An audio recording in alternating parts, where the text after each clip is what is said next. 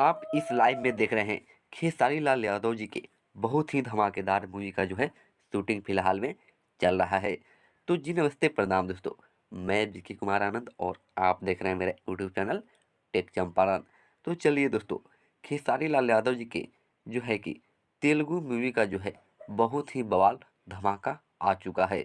यानी इसका जो है जो भी अपडेट है वो सभी आपको इसी वीडियो में बताने वाला हूँ।